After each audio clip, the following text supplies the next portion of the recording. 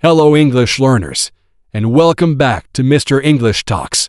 Today, we're going to explore something fascinating and powerful, the hidden world of psychological tricks. Now, I don't mean tricks to manipulate people in a bad way. Think of them more like hidden keys or secret codes to unlock better communication, build stronger relationships, boost your own confidence, and understand the human mind a little better. These are insights from psychology, and they are especially useful for you as an English learner, because communication is not just about grammar and vocabulary. It's about connection. So, let's dive into 10 untold psychological tricks that actually work, and I'll show you exactly how you can use them in your daily life. Number 1. The power of silence. In conversations, especially when we're nervous in a new language, we feel a pressure to fill every second with words. But silence is not your enemy. It is your secret weapon. When you ask a good question, or someone finishes speaking, try staying silent for just 2 or 3 seconds, longer than feels comfortable. This does two powerful things. First, it shows you are thoughtful and truly considering what was said. Second, it often makes the other person talk more, giving you more information and taking the pressure off you to speak. In a negotiation, or when asking for something, the person who speaks first after a question often loses a bit of advantage. Use comfortable silence to appear more confident and in control. Number 2. The because justification. Harvard researcher Ellen Langer did a famous study where people asked to cut in line at a photocopier. When they gave a reason, even a weak one like, because I need to make copies, they were much more successful. The word because triggers our brain's automatic compliance response. We are wired to listen to reasons. So, use this in your life. Don't just make a request. Frame it with a because, instead of can you repeat that? Try can you repeat that? Because I really want to understand your point. Instead of can we meet later, say, can we meet later? Because I want to be fully prepared. This simple word makes your requests feel more logical and respectful, and people are more likely to say yes. Number 3. The 2-minute rule for habits. This is a trick to defeat procrastination. If you're avoiding something, like practicing English speaking, tell yourself you will only do it for 2 minutes. I will just open my notebook for 2 minutes. I will just listen to one short podcast for 2 minutes. The psychological trick is that starting is the hardest part. Once you begin for just 2 minutes, you often find it easy to continue for 5, 10, or 20 minutes. You trick your brain into action by making the first step seem incredibly small and easy. This works for anything: cleaning, studying, exercising. Just commit to 2 minutes. Number 4. The mirroring technique. This is a subtle but incredibly powerful way to build rapport. Very naturally and gently, mirror the body language, speech pace, or even the vocabulary of the person you are talking to.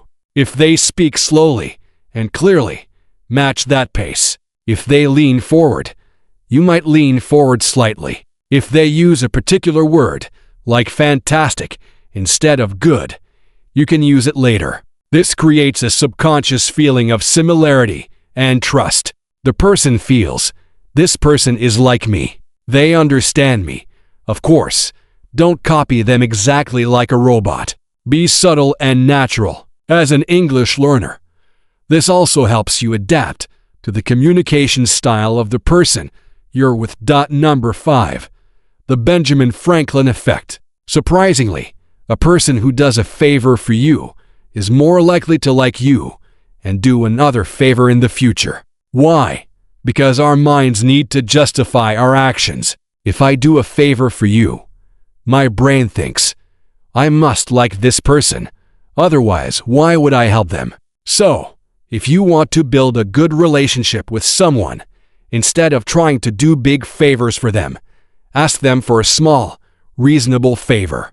It could be, "Could you explain that concept to me?" Or, "What's your opinion on this?" When they help you, they will unconsciously like you more. It's a reverse, but powerful trick. Number 6. Managing anger with a simple question. When someone is very angry with you, yelling or criticizing, asking one simple question can completely change the direction of the conversation. The question is, "What do you need right now?" Or "How can I make this better?" This works because anger is often a surface emotion. Underneath it is hurt, fear, or a feeling of being ignored. By asking this calm, solution-focused question, you bypass the angry words and go straight to the root need.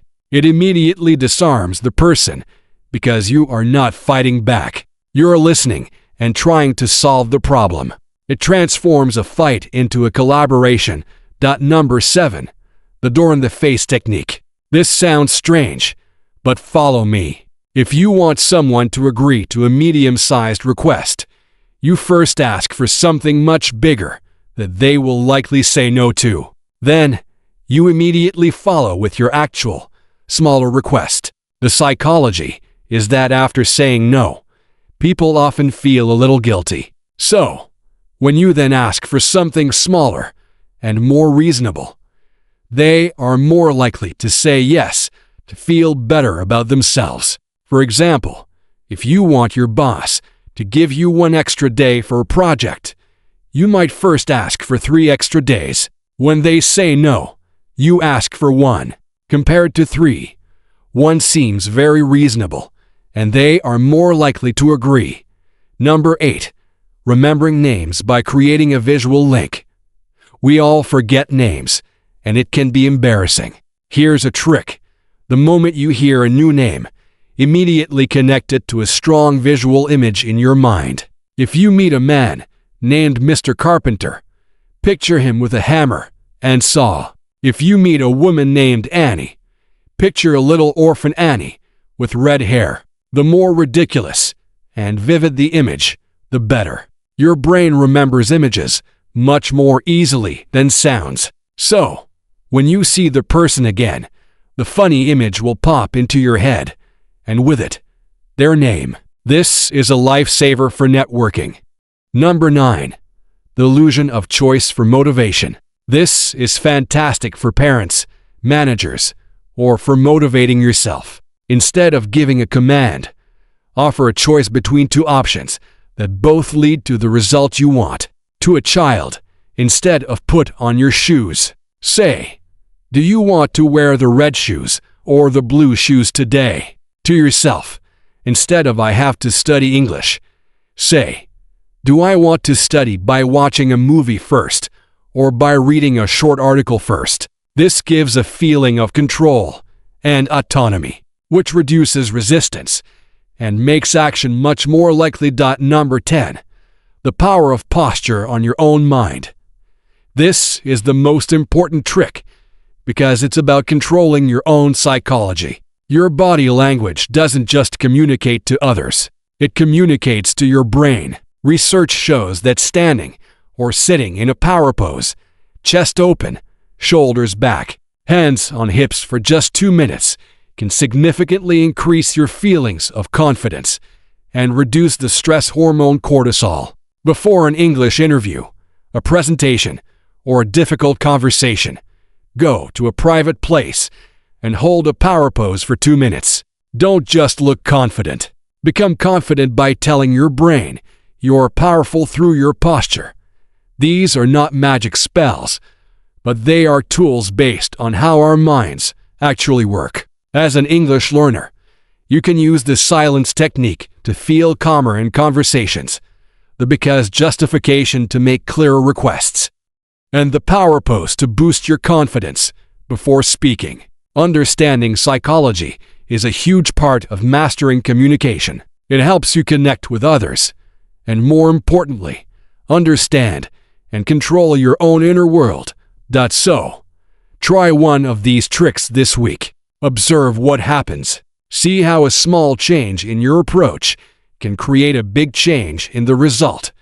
if you enjoyed unlocking these psychological secrets with me today. Don't forget to subscribe to Mr. English Talks for more lessons that go beyond the textbook. Hit the like button if you found this useful, and tell me in the comments which trick you're most excited to try. Remember, keep learning, keep growing, and I will see you in the next video.